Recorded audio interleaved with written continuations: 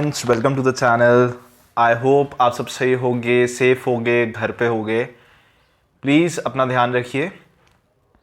आज से स्टार्ट करने जा रहे हैं हम लोग business studies for class 11th, जिसमें हम लोग पढ़ेंगे various theoretical knowledge about how many kinds of business are there, what is business, how it is operated. तो इस सब की हम शुरुआत करते हैं chapter number 1, that is nature and purpose of business.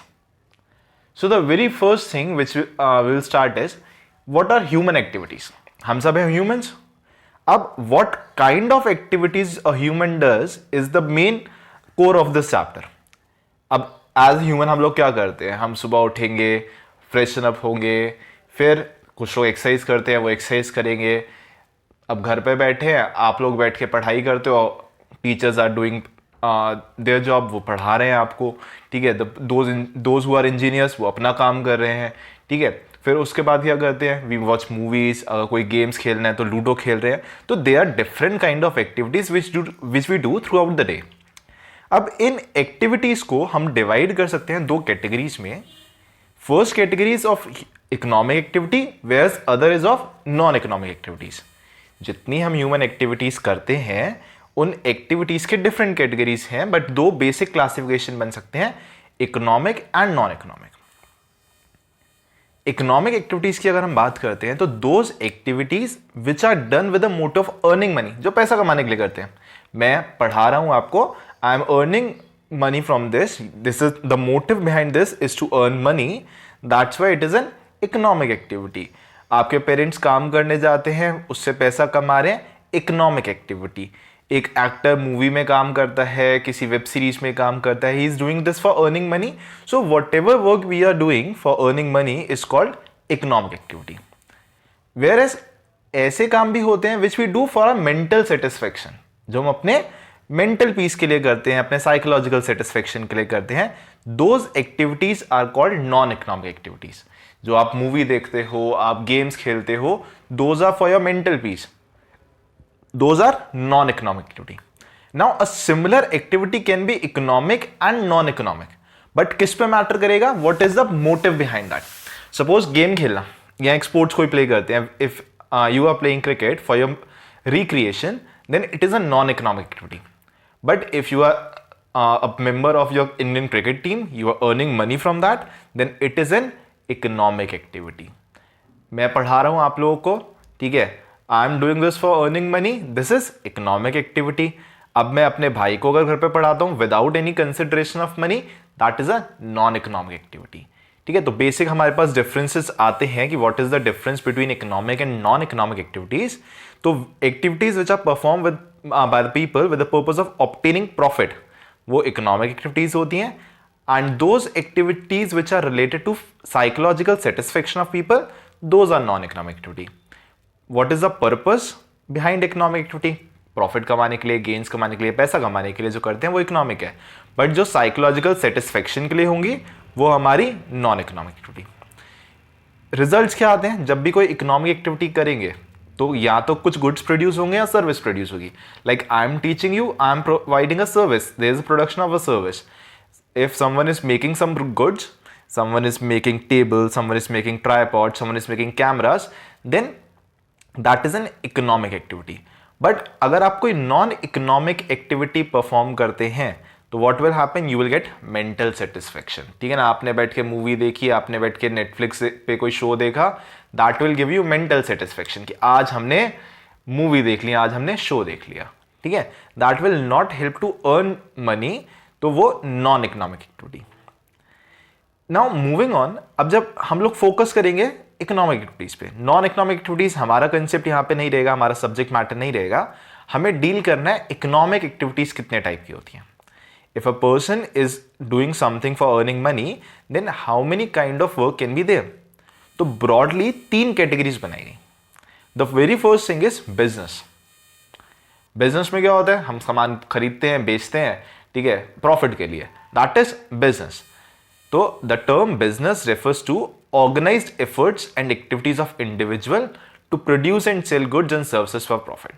तो जब हम सामान बना के बेचते हैं, खरीद के बेचते हैं, किस लिए? प्रॉफिट कमाने के लिए, that is called business.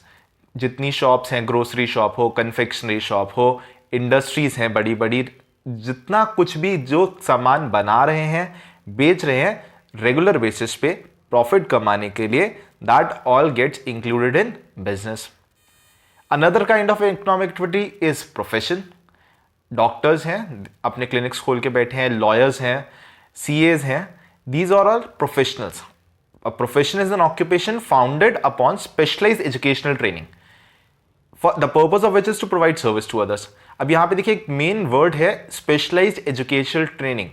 If you are a professional, that means you have a background of special education. You must be equipped with some higher education. जैसे अगर डॉक्टर्स हैं तो प्रॉपर डिग्री होल्डर्स होंगे, MBBS हो, BHMS हो, BAMS हो, एक degree holder होंगे. If someone is a chartered accountant, उसने सीए की अपनी डिग्री कंप्लीट करी होगी.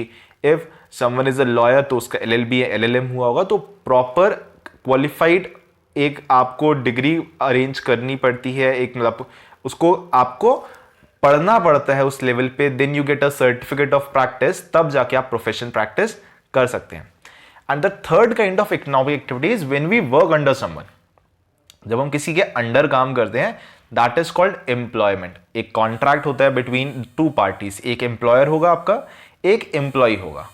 Employment is a paid work agreement between an employer and an employee. Employer control करता है कि एम्प्लॉय क्या करेगा और कैसे काम करेगा, ठीक है, और उसके बदले में उसको सैलरी मिलती रहती है. तो ये हमारी 3 इकोनॉमिक एक्टिविटीज हैं.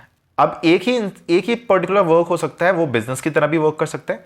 If a doctor is running a hospital, वो प्रॉपर बिजनेस अपना रन कर रहा है. If a doctor is running his clinic only, वो अपना वहां पे काम करता है, अपना प्रोफेशनली वर्क कर रहा है, then he is doing profession. But अगर वो किसी हॉस्पिटल में एज एन एम्प्लॉय वर्क कर रहा है तो he is under employment.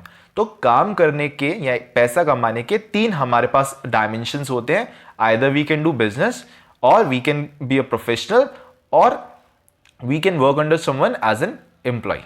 So next is to differentiate between these 3 activities on different basis.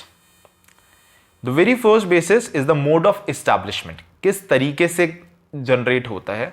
अगर बिजनेस की बात करें तो बिजनेस में आपको कुछ, पहले तो देखो सबसे पहले अपना मेजर डिसीजन आता है. First thing is entrepreneurs own decision that he wants to open up a business, and if there are some legal necessities, like if you are opening a company, there are many legal formalities which you have to do.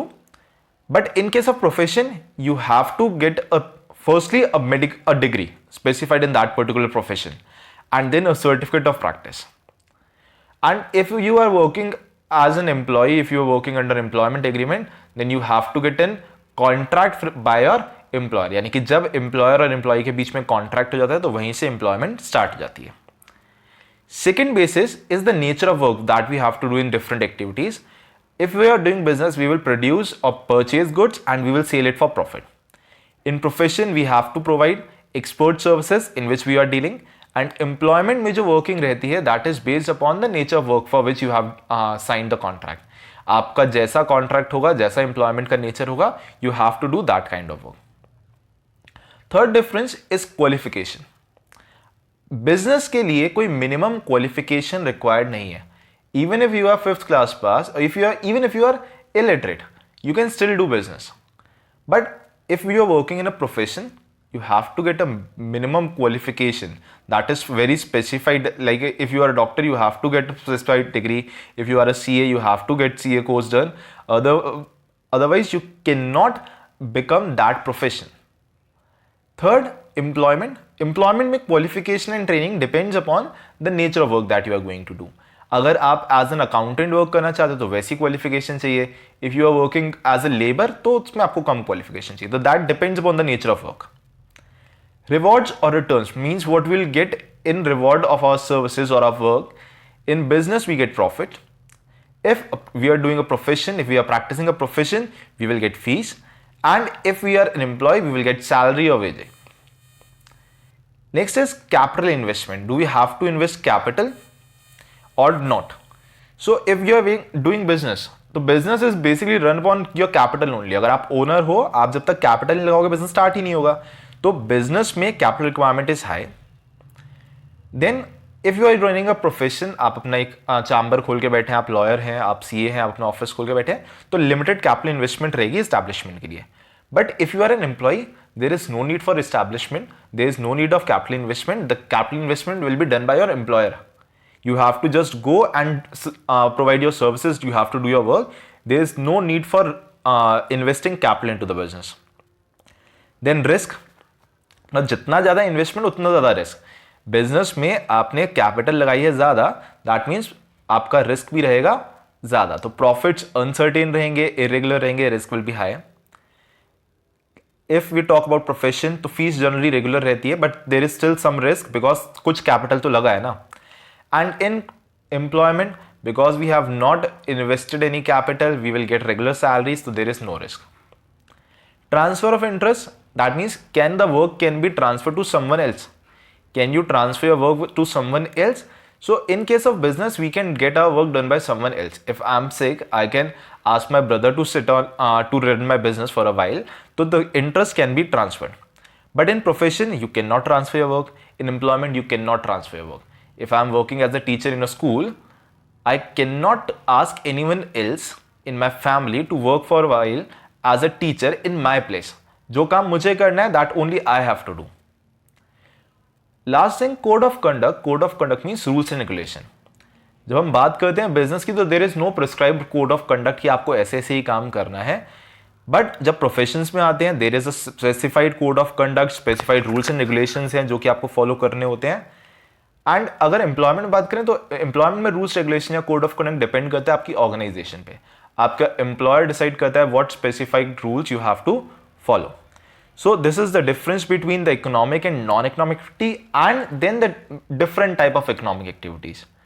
So later on we will discuss more about how a business is run, what are the characteristics of business, why it is important to have business in an economy, and what are the objectives of a business in the later on videos. Till then, take care of yourself and your family, and do like, share and subscribe to the channel.